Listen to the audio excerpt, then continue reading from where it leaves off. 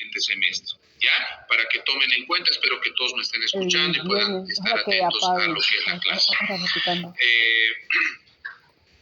Voy a comenzar a compartir mi diapositiva. Está bien. Lo que primeros auxilios. Bien.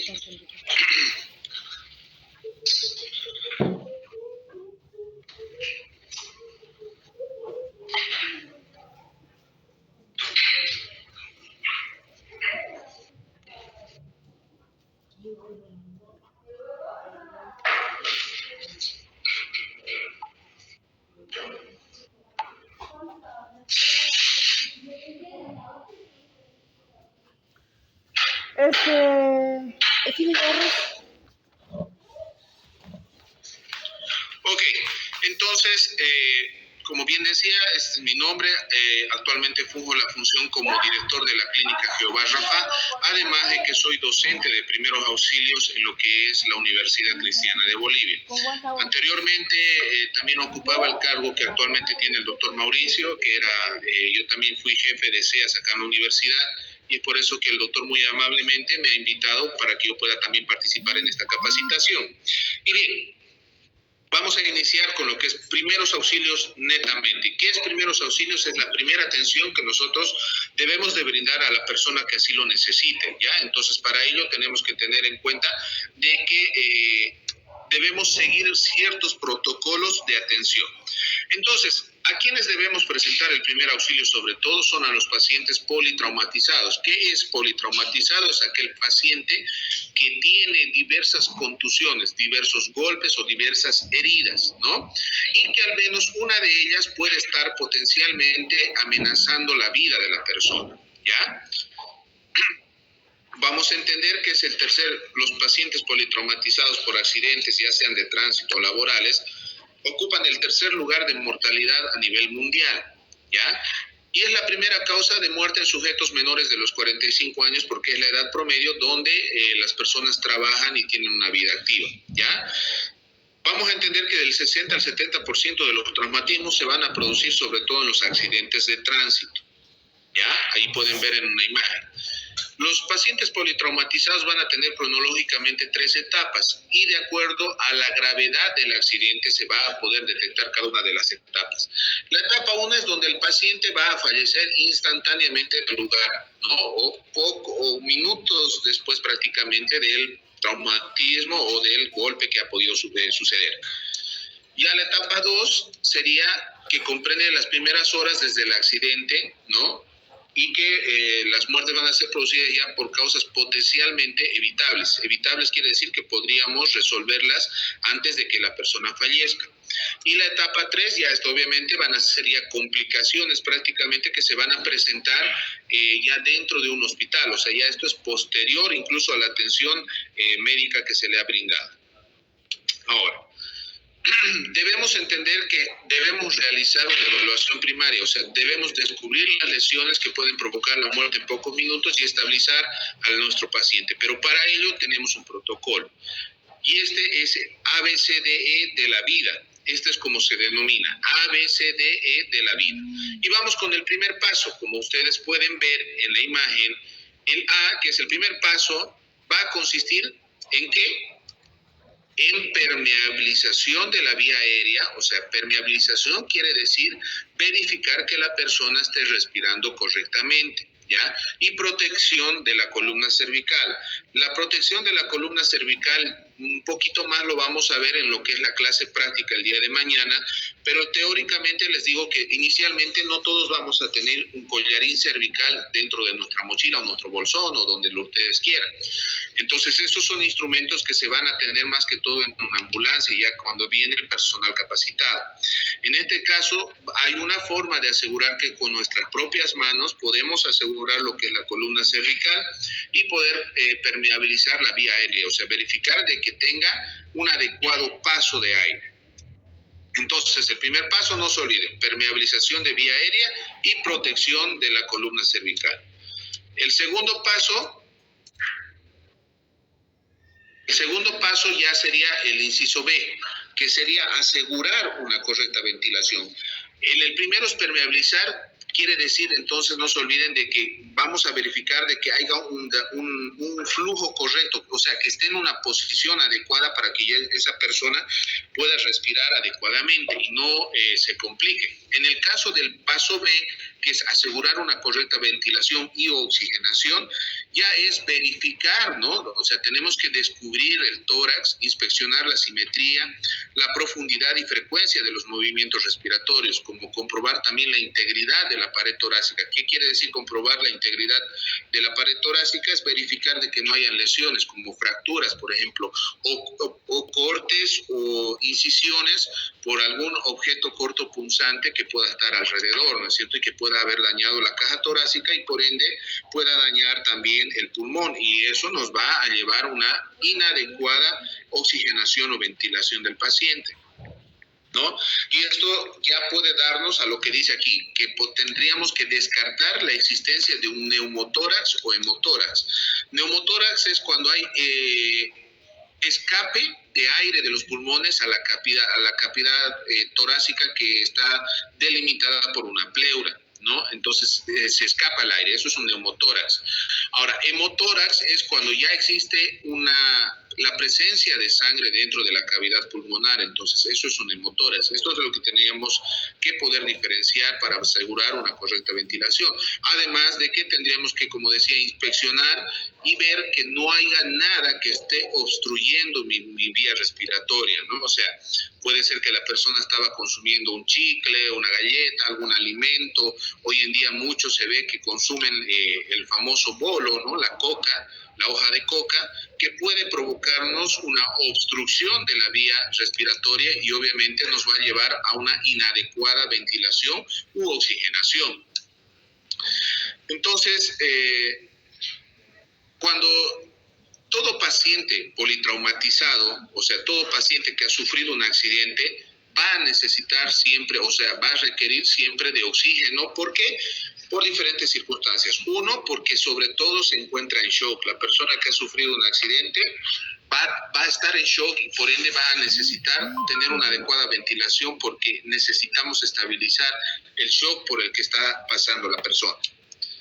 Bien, pasamos al siguiente paso, que es el C. El C, ¿qué significa C? Que viene de la palabra circulación, ¿ya? Entonces aquí debemos de valorar la circulación y debemos de además valorar la circulación. ¿Cómo vamos a valorar la circulación? Anteriormente el colega, el doctor Mauricio, les indicaba de los signos vitales, cuáles son los signos vitales y cómo se va a tomar, digamos, cada uno de ellos. Ahora, los signos vitales, uno de ellos era el pulso. Y es justamente mediante el pulso que vamos a valorar la circulación. Debemos de sentir el pulso para entender de que sí existe circulación sanguínea, ¿ya? Entonces, una vez comprobada la circulación sanguínea, en este caso, vamos a poder también controlar las hemorragias. Debemos de verificar en todo el cuerpo de la persona si es que existe alguna hemorragia, alguna herida que nos esté produciendo una hemorragia, o sea, sangrado. Y debemos de controlar de diferentes formas. Mediante, puede ser una compresión directa por un apósito estéril. Obviamente, no siempre vamos a tener pues un apósito estéril, ¿no? Estos son indumentarias que los vamos a manipular más que todo en el área de la salud, o sea, en una ambulancia. Pero en este caso lo que podemos hacer es utilizar la misma prenda de ropa de la persona. ¿Por qué prefiero que utilicen la misma prenda de ropa de la persona?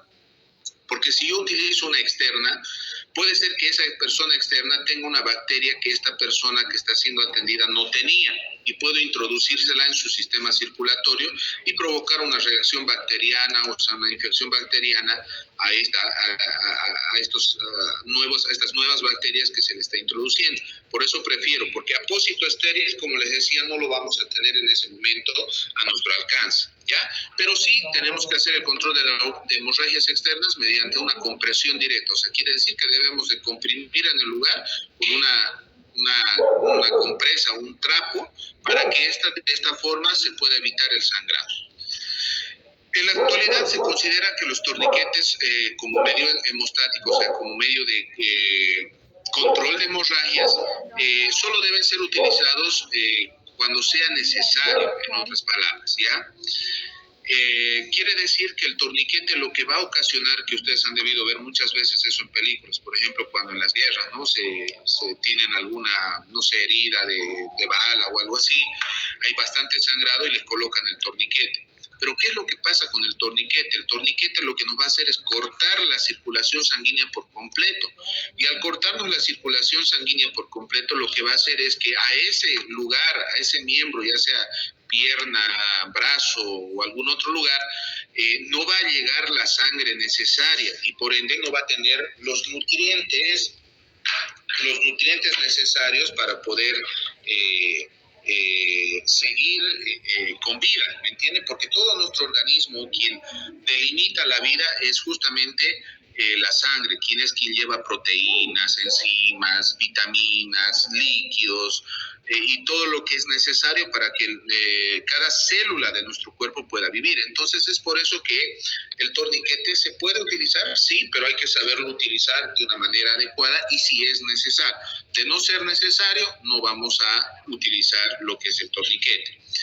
Bien, una de las causas más frecuentes del shock en un paciente politraumatizado es justamente la hipovolemia. ¿Y qué es la hipovolemia? Es la pérdida excesiva de sangre del cuerpo. O sea, quiere decir que va a disminuir su sangre por debajo de un parámetro normal y que nos va a llevar a un shock hipovolémico o incluso la pérdida de conciencia.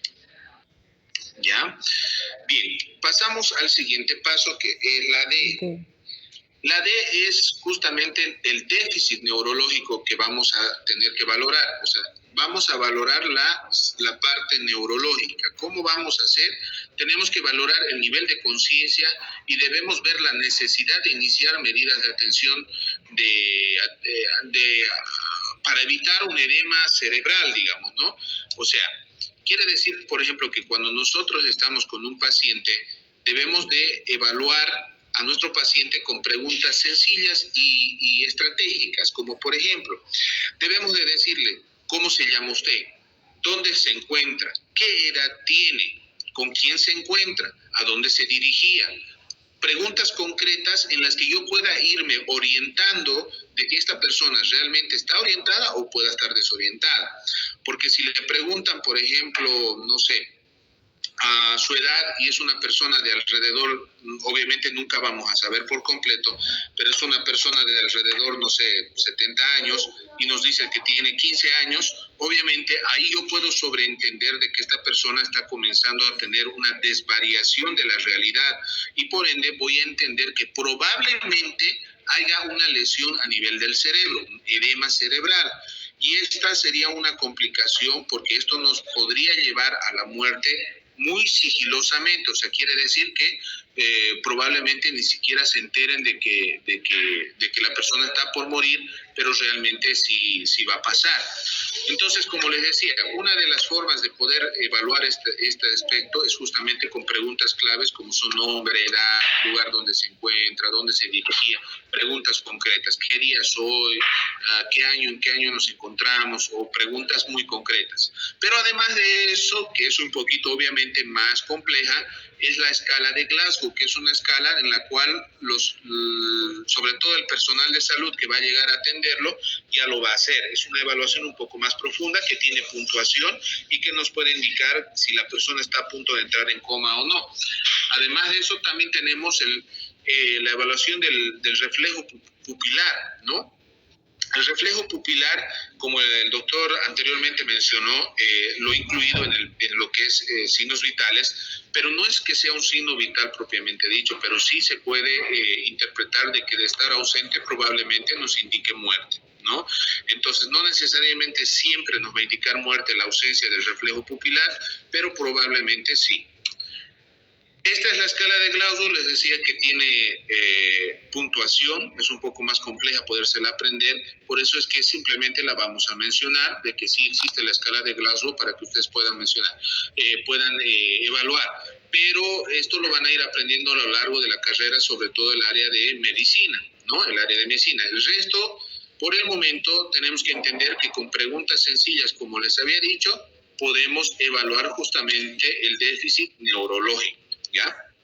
Ahora, El último paso ya es un paso que se ha agregado últimamente, pero es un paso que en realidad ya se lo va a hacer sobre todo en lo que es en una ambulancia o en un centro de salud o en una clínica donde esté siendo atendido el paciente. ¿Por qué? Porque aquí ya no es más que, por ejemplo, un llenado de una historia clínica del paciente, una exploración física nuevamente, signos vitales obviamente monitorizados por equipo adecuado, inspección, palpación también de la cabeza, cara y cuello, inspección, palpación, percusión y auscultación de tórax y abdomen para ver si no existe otro tipo de lesiones. O sea, estos pasos ya los van a realizar, como decía, dentro de un hospital porque ya son más exhaustivos o una revisión. Y por eso dice aquí una reevaluación de pasos A, B, C y D, ¿no? Que son los que los vamos a realizar en el lugar del hecho. ¿Ya? Y obviamente aquí ya se van a adherir otros como son los estudios radiológicos u otras exploraciones complementarias, puede ser que necesiten colocar sonda, consulta especializada si de caso de ser necesario, ¿no? Entonces vamos a recapitular rápidamente que los primeros auxilios se van a basar a 5 pasos, A, B, C y D. A, B, C, D y E, perdón. El A, no se olviden que es permeabilización de la vía aérea y asegurar la columna cervical. La B es verificar una correcta ventilación y oxigenación. La C es circulación, no se olviden, verificar que exista circulación mediante el pulso, lo vamos a hacer, y verificar que no hayan hemorragias y en caso de haber hemorragias, debemos de controlar la misma con una compresión directa en el lugar y debemos evaluar el grado el grado de hemorragia, si es bastante fuerte o no tan fuerte. El inciso D les había dicho que es la valoración neurológica, que lo vamos a hacer mediante preguntas sencillas, como les decía, como el nombre, su género, o sea, si es hombre o mujer, su edad, dónde se encuentra, qué año es, qué día es, cosas como que no nos van a poder mentir, digámoslo en otras palabras. Entonces, esto es importante para que podamos valorar el estado de conciencia. Si el estado de conciencia es deficiente en una persona, nos indica que probablemente esa persona vaya a entrar en shock, como les decía, y si va a entrar en shock, probablemente esa persona vaya a morir. Entonces, es una persona a la que inmediatamente se la debe de llevar a un centro de salud para que pueda ser atendida, ¿ya?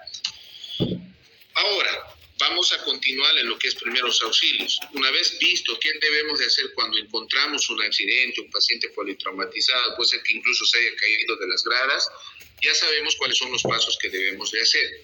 Pero ¿qué pasa si la persona tiene un paro cardiorrespiratorio? ¿Qué vamos a hacer en este caso? Y es lo que se conoce como RCP, ¿ya? Reanimación cardiopulmonar, ¿ya? No existe respiración boca a boca, como algunos lo conocen, o otros nombres que puedan haberle dado. En este caso, entonces, se llama reanimación cardiopulmonar, RCP. ¿En qué consiste la reanimación cardiopulmonar? Normalmente tenemos que hacerla entre 2 personas, pero de estar solos igual se puede realizar. ¿Por qué se recomienda hacerlo entre 2 personas? Porque es un procedimiento que tiene también sus pasos y que son un poquito... o sea que poco nos van a cansar físicamente y por eso se recomienda buscar una segunda persona que nos pueda colaborar en lo que es el RCP. Como pueden ver, una de las personas se va a encargar de lo que es la vía respiratoria, ¿no? O sea, esta persona, uno va a escuchar si la persona está respirando o no y le va a introducir aire manualmente, o sea, de boca a boca, ¿ya? Y la otra persona se va a encargar de lo que es el corazón o la circulación de la sangre. Y lo que va a hacer es justamente suplir la función del corazón. Va a bombear el corazón para que esta persona pueda llevar a cabo la circulación sanguínea y por ende no entre en muerte y tal vez podamos resucitar a la persona. De eso se trata el RCP. En lo que son los niños, por si acaso, el procedimiento aquí ustedes pueden ver que en los adultos va con la palma de la mano. Esto, por favor, no quiero complicarlo, sé que teóricamente a veces es un poco más difícil entender a perfección, pero sí vayamos entendiendo que este es el procedimiento. Entonces ya el día de mañana en la clase práctica se les va a dar exhaustivamente cómo es que se realiza el RCP, cuál es la posición, cómo se debe de hacer, cómo deben de colocar las manos, a qué nivel deben de colocar las manos y demás situaciones. Pero debemos entender que también van a existir neonatos, niños pequeños, bebés, que van a necesitar algún momento tal vez RCP. Entonces ustedes pueden ver ahí en la imagen de que el RCP ya no se lo va a realizar con la compresión de la palma de la mano, sino se lo va a hacer mediante los dedos pulgares, que en este caso ustedes pueden ver va a hacer igual compresión en el lugar. ¿Por qué no se debe de hacer con la palma de la mano? Porque justamente lo que va a pasar es que podamos fracturar una de sus costillas del bebé. Y en vez de ayudarlo, lo que vamos a hacer es complicarlo con un neumotórax o un hemotórax, ¿no? Entonces es por eso que se les recomienda hacerlo de esta forma. Nosotros debemos arrodillarnos encima del bebé y abrazarlo con nuestras manos, cosa que nuestros dedos pulgares queden cerca al corazón y podamos realizar las compresiones y obviamente también las respiraciones. En el caso de la respiración a un bebé, ustedes pueden ver acá en la imagen igual de que en este caso no utiliza la mano para tapar la nariz como se hace en un adulto. ¿Por qué? Porque la circunferencia del tamaño entre la nariz y la boca de un bebé es mucho más pequeña que la de un adulto. Entonces, con la boca de un adulto se puede cubrir fácilmente todo lo que es fosas nasales y boca, ¿no? Y de esta forma poder sellar correctamente y así de esta forma también introducir correctamente el oxígeno a sus pulmones. En caso de que no abastezca la boca para poder sellar lo que es fosas nasales y también boca, lo que tenemos que hacer es utilizar, como les decía, los dedos, ¿no? Cerrar esas fosas nasales e introducir el aire por la boca. ¿Por qué? Porque si no tapamos las fosas nasales, el aire ingresado no va a ingresar a pulmón, sino va a hacer un circuito abierto y se va a volver por la nariz, ¿no? Entonces no va a entrar un adecuado oxígeno al pulmón y por ende no vamos a poder suplir la oxigenación de las células. En sí, todo el proceso del RCP en este caso, se va a entender que el RCP es una forma mecánica asistida de realizarle una ventilación y una circulación en ese caso que el paciente no lo puede tener porque está probablemente en coma, desmayado, choqueado o a punto de la muerte, ¿no? Al borde de la muerte. Entonces lo que se hace es suplir manualmente. Al meterle el oxígeno al pulmón, lo que hacen las células es oxigenarse. Al nosotros apretar el corazón, inmediatamente mandamos sangre para que pueda circular y que no haya muerte celular en ningún lugar. Y de esta forma tampoco haya muerte a nivel del cerebro, porque el cerebro, al no recibir una adecuada oxigenación, va a entrar en necrosis y obviamente esto nos va a llevar a un estado vegetal, a un coma por mucho, mucho tiempo, ¿no? Bien, esto sería lo que es importante en cuanto a primeros auxilios. Como decía, sé que tal vez es un poco complejo llegar a entender al 100%, como sé que también muchos incluso ya tienen base y fundamento por algunas circunstancias, algunos trabajos que han realizado, pero la intención es de que sepan por lo menos cómo actuar ante una emergencia y ante un paciente accidentado o desmayado en este caso, ¿no? Bien, entonces el día de mañana vamos a continuar con la clase práctica para poder realizar lo que es el RCP y cómo se debe de manipular correctamente cómo se va a desarrollar correctamente que les decía,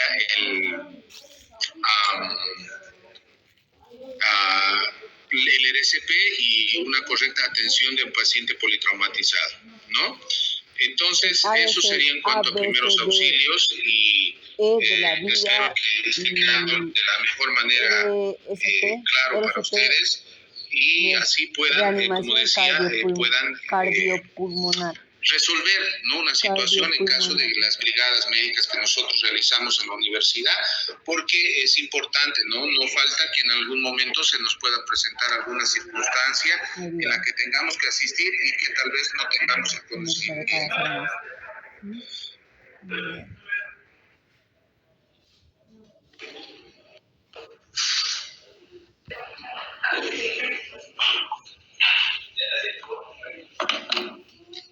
Ok. Doctor Mauricio, no sé si me escucha.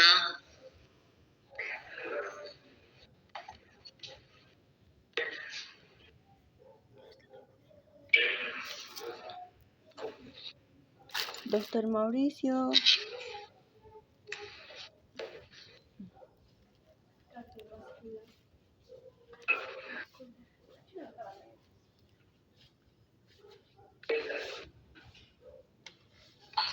Bien, algo que voy a ir aclarando. Bien, doctor. Quería aclararles también de que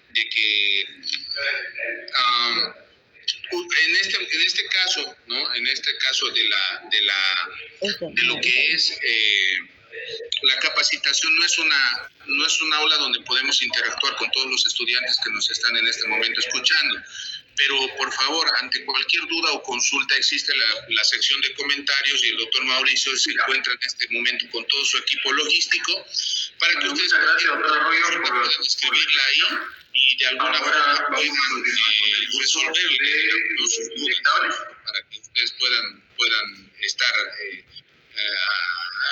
o sea, puedan despejar cualquiera de sus dudas, por favor. ¿Ya? Segundo, antes que me olvide, demasiado lento, entonces vamos a ponerlo ahorita y vamos a escucharlo. Ahora, la inyección pues en medicina consiste en el proceso de introducción de un medicamento a un producto químico.